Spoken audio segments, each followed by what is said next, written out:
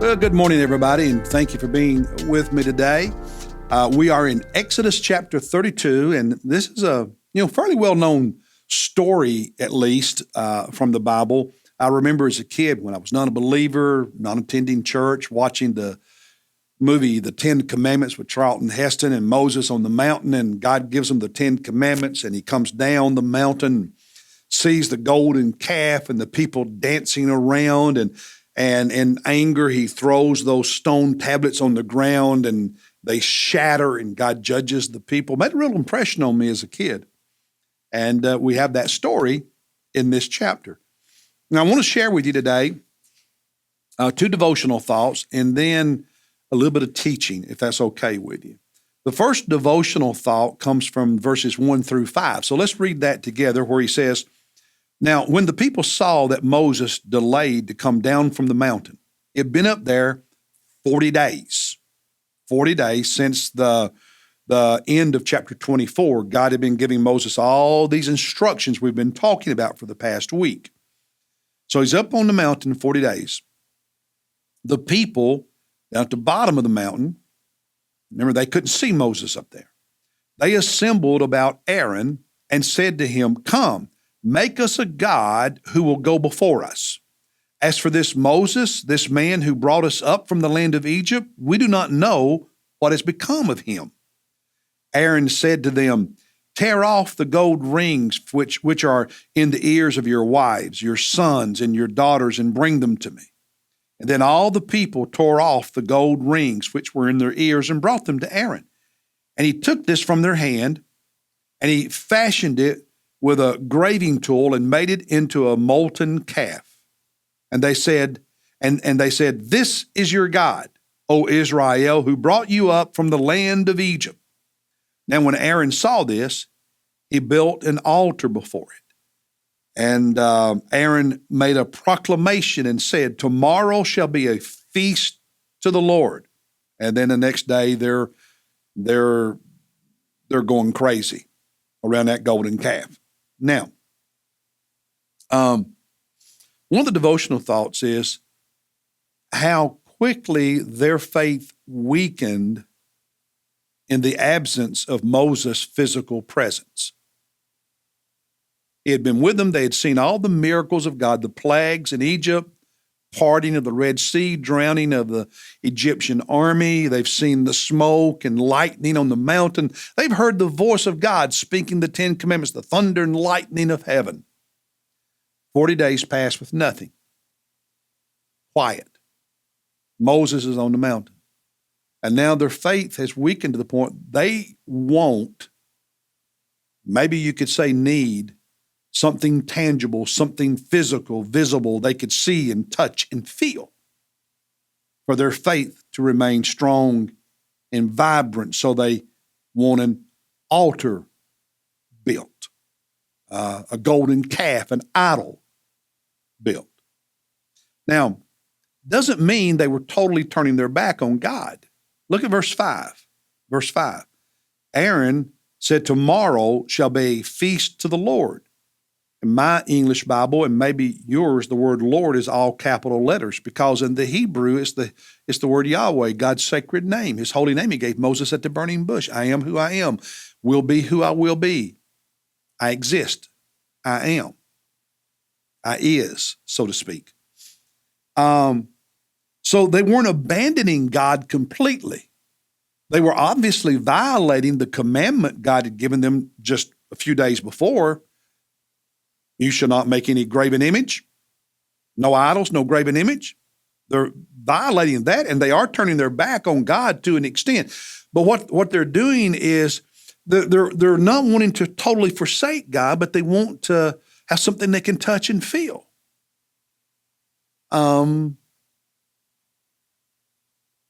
Quasi-obedient, which is also a nice way of saying disobedient. Symbols and sacred places are poor imitations of heaven's reality, of the invisible, all-powerful God who is not made with human hands. Our faith must be in God, none in what we can see, touch, or feel. So let me ask, is your faith strong enough that if you have some Sundays at church or you don't have an emotional, experiential encounter with God that fires you up, is your faith the kind of faith that stays strong and vibrant anyway? Or like the Hebrew people, do you need something physical and tangible all the time? And if you don't get it consistently, your faith wanes. You don't have an emotional experience at camp or an emotional experience at church. What's wrong? Have you ever thought that maybe God wants you to demonstrate that your faith is in Him and not your feelings? That you can be faithful to God even if He allows you to go through a season of what appears to be a spiritually, emotionally desert-like season. I fear for people who the only time they talk about Jesus and praise Jesus is when they've had a mountaintop experience. Because I wonder if they're talking about Jesus or just their emotions. Faith that is real in the desert, not just on the mountaintop. That's the first devotional. Today's devotion may be a little longer. Another one, the second one, is the importance of leadership. Chapter 32, verse 21 and verse 25. Moses has come down from the mountain. He sees them with the idol and smashes the 10 Commandments, and he talks to his brother Aaron, high priest, who made the altar, made the idol. Moses in verse 21 said to Aaron, "What did this people do to you that you have brought such great sin upon them?" Verse 25, now when Moses saw that the people were out of control, for Aaron had let them get out of control to be a derision among their enemies. Aaron did not have to agree to their demand. Leadership sometimes needs to be true to the call of God, even if it's not easy.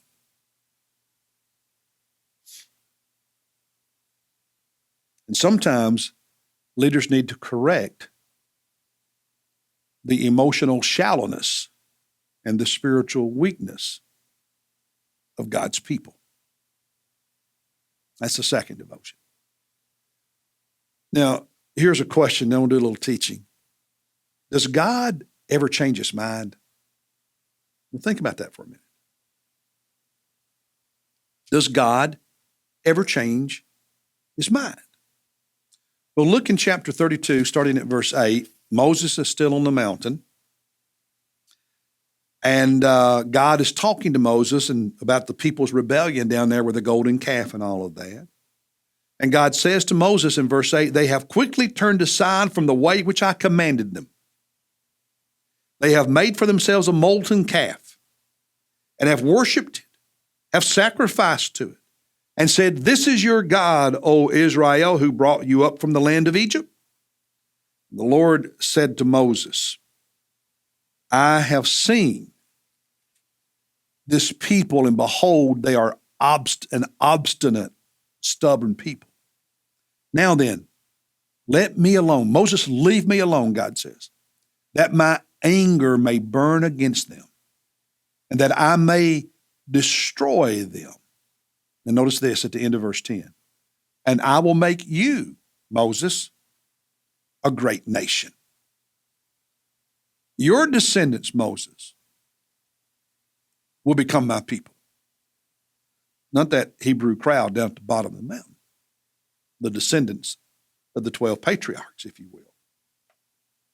12 sons of Jacob.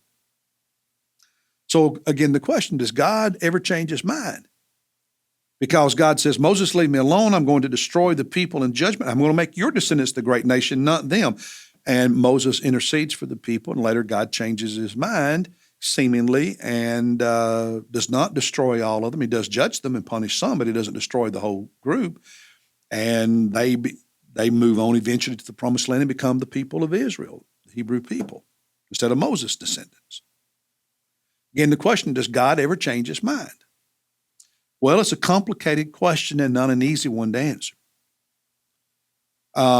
Theologically, those who are Calvinist, who are reformed in their theology, who in philosophy we would call they are people who believe in determinism, believe that God has predetermined everything that happens. And they would say, absolutely not. God from the beginning has predetermined everything, and he never changes his mind. And what to us feels like free will really is not free will. It is, but it's not. That's a simplistic answer. It would take a long time to explain it in more depth, but that's a pretty accurate summary. So my question to people who think like that is, did God mean what he said to Moses? Or is God just letting off steam? When God said, leave me alone, I'm going to judge them, destroy them, and I'll make of your descendants a great nation, Moses, instead of them. Did God really mean that? Or are these idle words?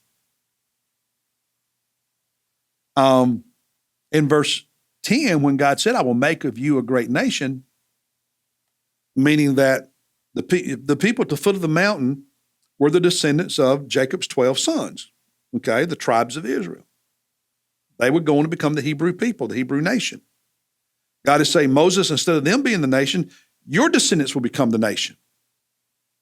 Here's what I want you to understand. If God had followed through with what he said to Moses, that would not have violated God's covenant with Abraham.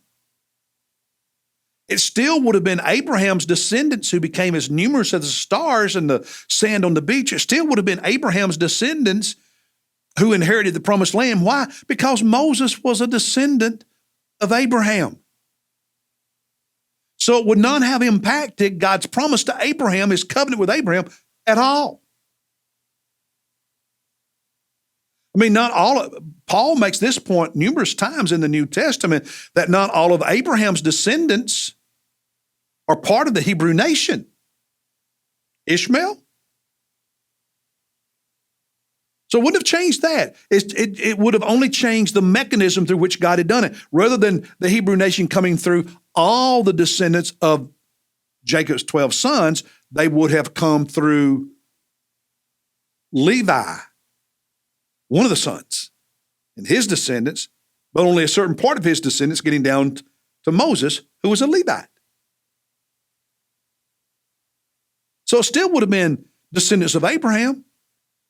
God just would have changed how he accomplished all of that.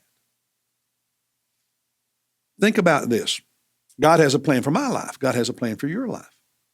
Let's say when I'm 17 or I'm 27 or I'm 37, I get off track and I violate God's commandments and I don't live in God's will for my life. Does that mean that I am doomed forever for God not to have a plan for me? Or does that mean I have to go back, all the way back to when I was 17 and messed up and start over? No, that's nonsense. You can't do that. That's not how life works. But God takes me where I am and he still has a plan for my life, right?